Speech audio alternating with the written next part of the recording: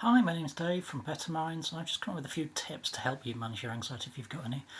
And if you're blessed and you're not struggling with anxiety, it's likely that some people you know might be struggling with it too, so you might find this useful. The most recent events have massively impacted on people's experience of anxiety.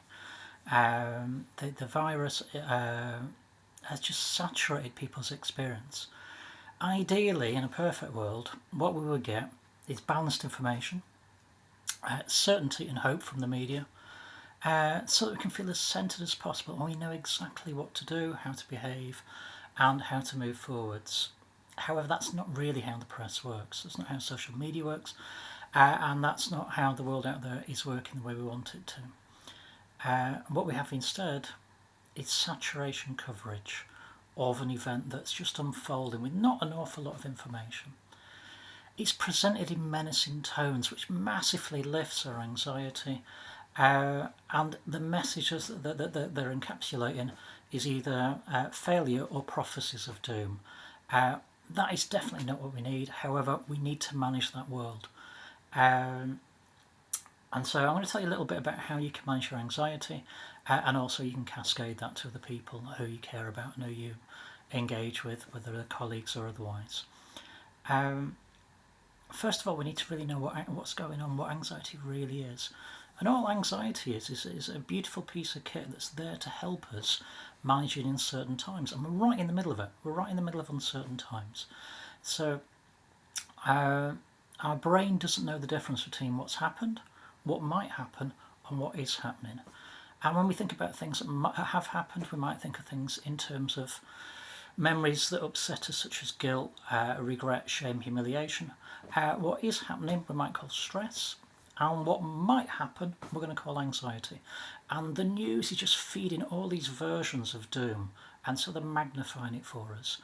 So what we need to manage that is understand, first of all, our brain doesn't know the difference. So every time we engage with these stories, it brings them to life in front of us in our own homes.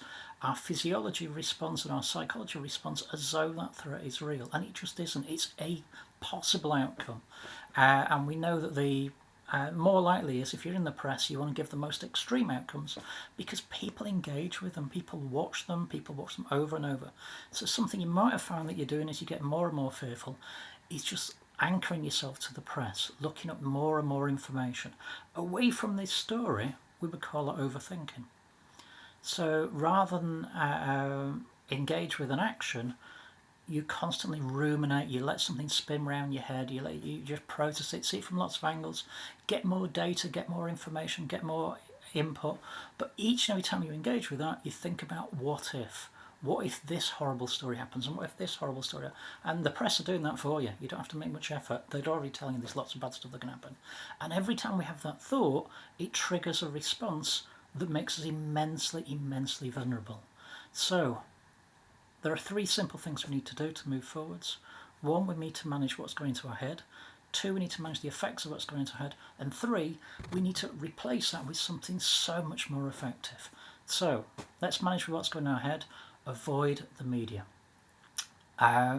Anxiety tells us that something might happen, and it's there to tell us to act. And the way that we can act is very, very simply. We look at what the government advice is, and it's very, very clear. Ignore the grey stuff. It's very clear that all you need to do is stay in. All you need to do is make sure you've got enough provisions. And if you haven't, there are people who are going to help you. And if you go out, minimise that time out, minimise that risk, and the rest of the time, enjoy your moment in the house. So that's all we need to do. We don't need to do anything, and we will wait it out. And all the data says that if we wait long enough, this thing will disappear. And history tells us these things do happen like that. There's been lots of events in the last 20 or so thousand years where there's been some challenging event and it's moved on. It's become a little footnote in history, and this will be the same. And you have a choice now. Do you want to make this a scary moment in your life, or do you want to make it a moment of growth? So in order to make it a moment of growth and move forwards and manage that anxiety, one, we need to empty our head of all this rubbish. Avoid the news, better than that, connect with others, and use this time to calm ourselves down. And the way anxiety works is it floods our body with a chemical that makes us more able to do stuff. So adrenaline or noradrenaline. It makes us able to run away, to fight, but also to focus. And if we're sat there just focusing on the news, we're just re-triggering this entire cycle. So turn it off. Turn it off. Physiologically, it makes us able to fight or run away. Our bodies are awash with this chemical, so what we need to do is just use it all up. And you can do that with a muscle relaxation.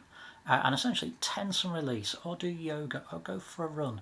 But be aware that your body's going to be flooded. Every time you think of something that's not helpful, your brain responds, so it's a threat that's in front of you, floods your body with all these chemicals, and so you tense. And it's a stimulant. It's like coffee. It'll keep you up all night, and while you're up at night staring at the ceiling, all you've got left to do is to ruminate again, which triggers it again. It makes us poorly. So muscle relaxation will clear out all of the unnecessary chemicals to keep you energized. If you want to stop that process, breathe. I know you're good at it, you've been doing it for ages. However, the way I want you to breathe is breathe in for 7 and release on 11.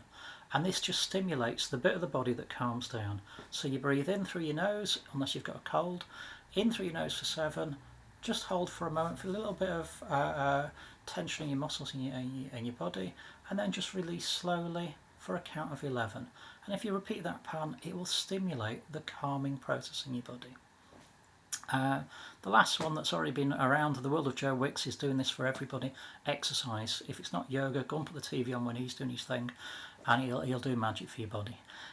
In terms of your head, we need to stop putting that stuff in, and the way we do that, the amazing bit of kit, this thing between your ears, but it doesn't do what you think it does.